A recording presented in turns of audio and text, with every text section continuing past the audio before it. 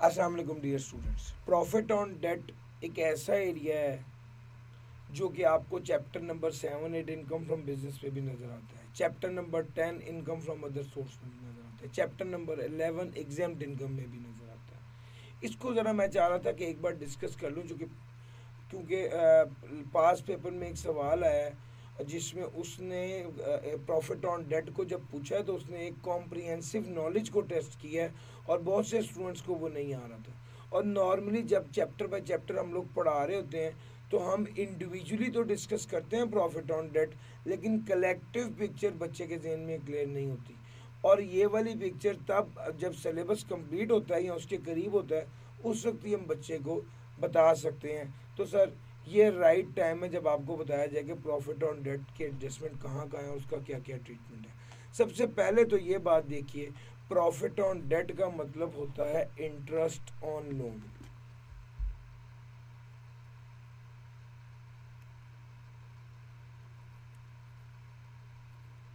Interest on loan.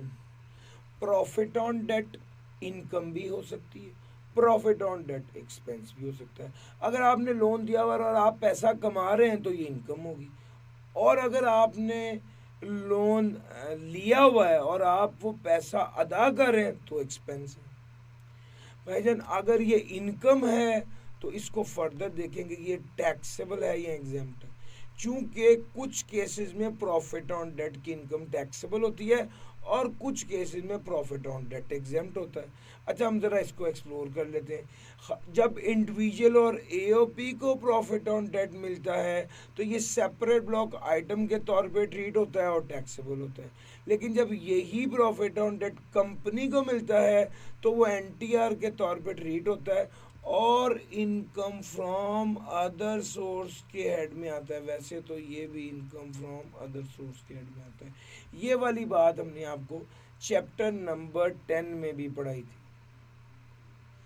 अच्छा, अब ज़रा अगली बात करते हैं और वो वाली बात हम करेंगे कि जनाब इनकम प्रॉफिट ऑन डेट जब इनकम होती है तो एग्जाम्प्ट किस केस में होती है।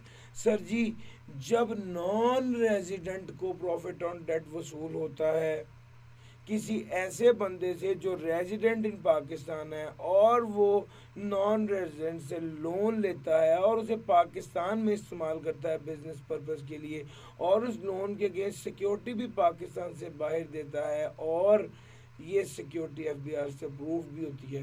ये कुछ कंडीशंस हैं, ये मीट हो जाए तो वो प्रॉफिट ऑन डेट एग्जाम्प्ट होता है। ये वाली बात मैंने आपको चैप्टर नंबर 11 में पढ़ाई थी, ये वाली बात मैंने आपको चैप्टर नंबर 10 में पढ़ाई थी। अच्छा, प्रॉफिट ऑन डेट जब एक्सपेंस की बात करते हैं तो ये थोड़ा सा डिफरेंट सीन हो जाता है।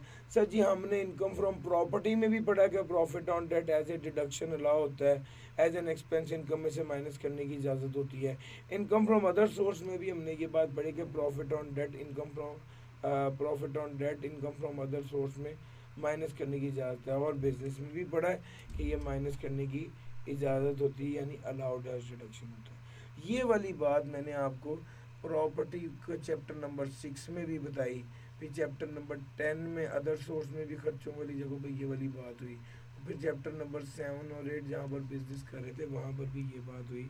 और ये वाली बात भी हमने आपको बताई थी कि प्रॉफिट ऑन डेट